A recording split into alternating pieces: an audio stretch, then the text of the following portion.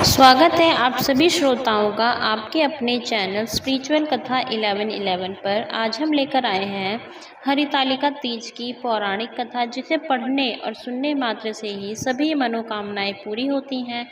माता पार्वती और भगवान शिव के इस दिव्य मिलन की कथा आपके जीवन में सुख, सौभाग्य और वैवाहिक आनंद का आशीर्वाद लेकर आएगी। चलिए शुरू करते हैं यह पावन कथा। यह पर्व हर वर्ष भाद्रपद माह के शुक्ल पक्ष तृतीया तिथि को मनाते हैं। इस व्रत के करने से भगवान शिव और माता पार्वती का आशीर्वाद प्राप्त होता है और जीवन के सभी कष्ट दूर होते हैं। हरितालिका तीज का पर्व भगवान शिव और माता पार्वती के अटूट रिश्तों को ध्यान में रखकर किया जाता है। इस दिन महिलाएं 16 श्रृंगार करके पूजा अर्चना करती हैं और अखंड सौभाग्य का आशीर्वाद प्राप्त करती हैं। साथ ही फिर हरितालिका तीज की कथा सुनती हैं। हरितालिका तीज के कथा सुनने व पढ़ने मात्र से भगवान शिव और माता पार्वती का आशीर्वाद प्राप्त होता है और सुख, शांति और समृद्धि में वृद्धि होती है। यह कथा बहुत पवित्र मानी जाती है, इसीलिए इस दिन हरितालिका तीज की कथा अवश्य सुननी व पढ़नी चाहिए। हरितालिका तीज व्रत कथा आरंभ होती है। जिनके दिव्य केशों पर आँख के फूलों की माला शोभा देती है और जिन भगवान शंकर के मस्तक पर चंद्र और गले में मुंडों की माला पड़ी हुई है, जो माता पार्वती दिव्य वस्त्रों से तथा भगवान शंकर दिगंबर वेश धारण किए हैं, उन दोनों भवानी शंकर को नमस्कार करता हूँ। कैलाश पर्वत के सुंदर शिखर पर माता पार्वती जी ने महादेव जी से पूछा, हे महेश्वर, मुझसे आप वह गुप्त से गुप्त बातें बताइए जो सभी के लिए सरल और महान फल देने वाली हैं। हे नाथ, यदि आप मुझसे प्रसन्न हैं तो आप मुझे दर्शन दें। हे जगन्नाथ, आप आदि, मध्य और अंत रहित हैं। आपकी माया का कोई पार नहीं है। आपको मैंने किस भांति प्राप्त किया है? कौन से व्रत, तप या दान के पुण्य फल से आप मुझको वर रूप में मिले? महादेव जी बोले, हे देवी, मैं आपके सामने उस व्रत के बारे में कहता हूँ जो परम गुप्त है। जैसे तारा गणों में चंद्रमा और ग्रहों में सूर्य, वर्णों में ब्राह्मण, देवताओं में गंगा, पुराणों में महाभारत, वेदों में साम और इंद्रियों में मन श्रेष्ठ है, वैसे ही पुराण और वेद सब में इसका वर्णन आया है, जिसके प्रभाव से तुमको मेरा आधा आसन प्राप्त हुआ है। हे प्रिय, उसी का मैं तुम्हें वर्णन करता हूँ, सुनो। भाद्रपद भादो मास के शुक्ल पक्ष की हस्त नक्षत्र के दिन इस व्रत का अनुष्ठान मात्र करने से सभी पापों का नाश हो जाता है। तुमने पहले हिमालय पर्वत पर इसी महान व्रत को किया था, जो मैं तुम्हें सुनाता हूँ। पार्वती जी बोली, हे प्रभु, इस व्रत को मैंने किस लिए किया था, यह मुझे सुनने की इच्छा है, सो कृपा करके कहें। शंकर जी बोले, आर्याव्रत में हिमालय नामक एक महान पर्वत है, जहाँ अनेक प्रकार की भूमि अनेक प्रकार के वृक्षों से सुशोभित है, जो सदैव बर्फ से ढके हुए तथा गंगा की कल कल ध्वनियों से शब्दायमान रहता है। हे पार्वती जी, तुमने बाल्यकाल में उसी स्थान पर परम तप किया था और 12 वर्ष तक के महीने में जल में रहकर तथा वैशाख मास में अग्नि में प्रवेश करके तप किया। सावन के महीने में 12 खुले में निवास कर अन्न त्याग कर तप करती रही। तुम्हारे उस कष्ट को देखकर तुम्हारे पिता को बड़ी चिंता हुई। चिंता में वह सोचने लगे कि मैं इस कन्या का विवाह किससे करूं। एक दिन नारद जी वहां आए और देवर्षि नारद ने तुम शैलपुत्री को देखा। तुम्हारे पिता हिमालय से देवर्षि को अर्घ्य पाद्य आसन देकर सम्मान सहित बिठाया और कहा, हे मुनीश्वर, आपने यहाँ तक आने का कष्ट कैसे किया, कहें क्या आज्ञा है? नारद जी बोले, हे गिरिराज, मैं विष्णु भगवान का भेजा हुआ यहाँ आया हूँ। तो मेरी बात सुनो। आप अपनी कन्या को उत्तम वर को दान करें। ब्रह्मा, इंद्र, शिव आदि देवताओं में विष्णु भगवान के समान कोई भी उत्तम नहीं है। इसीलिए मेरे मत से आप अपनी कन्या का दान भगवान विष्णु को ही दें। हिमालय बोले, यदि भगवान वासुदेव स्वयं ही कन्या को ग्रहण करना चाहते हैं और इस कार्य के लिए ही आपका आगमन हुआ है, तो वह मेरे लिए गौरव की बात है। मैं अवश्य उन्हें ही दूंगा। हिमालय का यह आश्वासन सुनते ही देवर्षि नारद जी आकाश में अंतर्ध्यान हो गए और भगवान विष्णु के पास पहुँचे। नारद जी ने हाथ जोड़कर भगवान विष्णु से कहा, प्रभु आपका विवाह कार्य निश्चित हो गया है। इधर हिमालय ने पार्वती जी से प्रसन्नता पूर्वक कहा, हे पुत्री, मैंने तुमको गरुड़ ध्वज भगवान विष्णु को अर्पण कर दिया है। पिता के इन वाक्यों को सुनते ही पार्वती जी अपनी सहेली के घर गई और पृथ्वी पर गिरकर अत्यंत दुखी होकर विलाप करने लगी। उनको विलाप करते हुए देखकर सखी बोली, हे देवी, तुम किस कारण से दुखी हो, मुझे बताओ, मैं अवश्य ही तुम्हारी इच्छा पूरी करूंगी।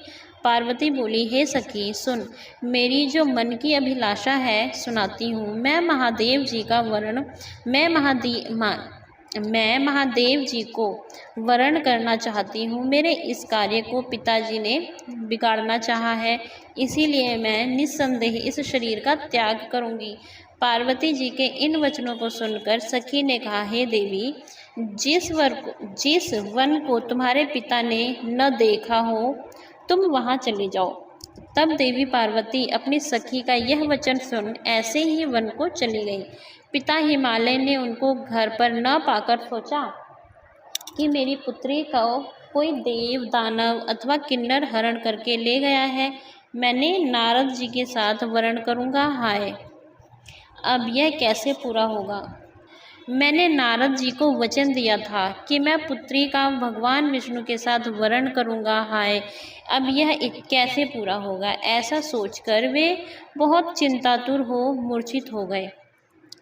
तब सब लोग हाहाकार करते हुए दौड़े और मूर्छा दूर होने पर गिरिराज से बोले कि हमें आप अपनी मूर्छा का कारण बताओ। हिमालय बोले, मेरे दुख का कारण ये है कि मेरी रत्न रूपी कन्या को कोई हरण कर ले गया, या सर्प ने काट लिया, या किसी सिंह ने मार डाला। वह न जाने कहाँ चली गई, या उसे किसी राक्षस ने मार डाला। इस प्रकार कहकर गिरिराज दुखित होकर ऐसे कांपने लगे जैसे तीव्र वायु के चलने पर कोई वृक्ष कांपता है। तत्पश्चात हे पार्वती, तुम्हें गिरिराज साथियों सहित घने जंगल में ढूंढने निकले। तुम भी सखी के साथ भयानक जंगल में घूमती हुई वन में एक नदी के तट पर एक गुफा में पहुंची। उस गुफा में तुम अपनी सखी के साथ प्रवेश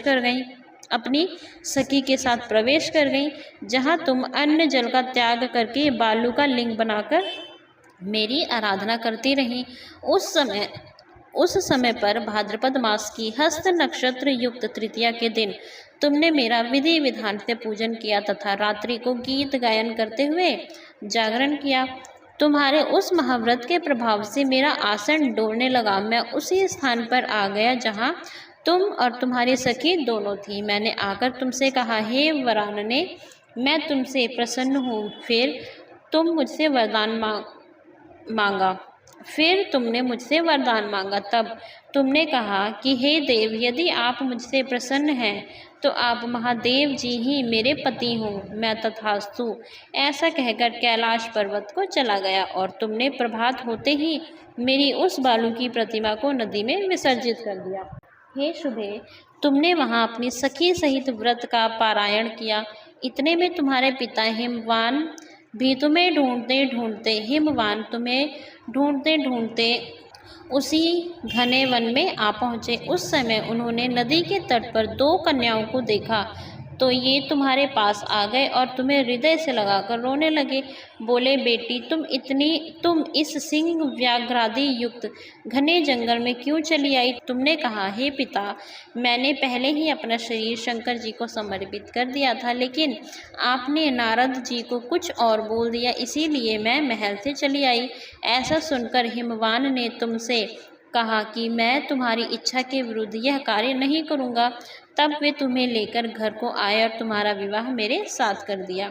हे प्रिय, उसी व्रत के प्रभाव से तुमने मेरा अर्धासन प्राप्त हुआ है। इस व्रतराज को मैंने अभी तक किसी के सम्मुख वर्णन नहीं किया। हे देवी, अब मैं तुम्हें यह बताता हूँ कि इस व्रत का यह नाम क्यों पड़ा। तुमको सखी हरण करके ले गई थी, इसीलिए हरतालिका नाम पड़ा। पार्वती जी बोली, हे स्वामी, आपने इस व्रतराज का नाम तो बता दिया, लेकिन मुझे इसकी विधि और फल भी बताइए कि इसके करने से किस फल की प्राप्ति होती है। तब भगवान शंकर जी बोले, सौभाग्य की इच्छा रखने वाली महिलाओं को यह व्रत पूरे विधि विधान के साथ करना चाहिए। व्रत में केले के खम्भों से मंडप बनाकर उसे वंदनवारों से सुशोभित करें उसमें विविध रंगों के उत्तम रेशमी वस्त्र की चांदनी ऊपर तान दें। चंदन आदि सुगंधित द्रव्यों का लेपन करके महिलाएं एकत्रित हो शंख, भेरी, मृदंग आदि बजाएं। विधि पूर्वक मंगलाचर करके श्री गौरी शंकर की बालू निर्मित प्रतिमा स्थापित करें। फिर भगवान शिव पार्वती जी को गंध, धूप, पुष्प आदि से विधि पूर्वक पूजन करें। अनेकों नैवेद्यों का भोग लगाएं और रात्रि में जागरण करें। नारियल, सुपारी, जवारी, नींबू, लौंग, अनार, नारंगी आदि ऋतु फलों तथा फूलों को एकत्रित करके धूप, दीप आदि से पूजन करके कहें, हे कल्याण स्वरूप शिव, हे मंगल रूप शिव, हे मंगल रूप महेश्वरी, हे शिवे, सब कामनाओं को देने वाली देवी कल्याण रूप, तुम्हें नमस्कार है। कल्याण स्वरूप माता पार्वती, हम तुम्हें नमस्कार करते हैं। भगवान शंकर जी को सदैव नमस्कार करते हैं। हे ब्रह्मा रूपिणी, जगत का पालन करने वाली माँ, आपको नमस्कार है। हे सिंह वाहिनी, मैं सांसारिक भय से व्याकुल हूँ, तुम मेरी रक्षा करो। हे महेश्वरी, मैंने इसी अभिलाषा से आपका पूजन किया है। हे पार्वती माता, आप मेरे ऊपर प्रसन्न होकर मुझे सुख और सौभाग्य प्रदान कीजिए। इस प्रकार के शब्दों द्वारा उमा सहित शंकर जी का पूजन करें। विधि पूर्वक कथा सुनकर गौ, वस्त्र, आभूषण आदि ब्राह्मणों को दान करें। इस प्रकार से व्रत करने वाले के सब पाप नष्ट हो जाते हैं। ओम नमः शिवाय। तो श्रोताओं, यह थी हरतालिका तीज व्रत की पौराणिक कथा। माता पार्वती की तरह ही आपकी सभी मनोकामनाएं पूरी हों और जीवन में सुख समृद्धि आए। अगर आपको यह कथा अच्छी लगी हो तो इसे लाइक करें, अपने प्रियजनों के साथ शेयर करें और चैनल स्पिरिचुअल कथा 1111 को सब्सक्राइब करना ना भूलें। मिलते हैं अगली दिव्य कथा में। जय माता पार्वती। हर हर महादेव।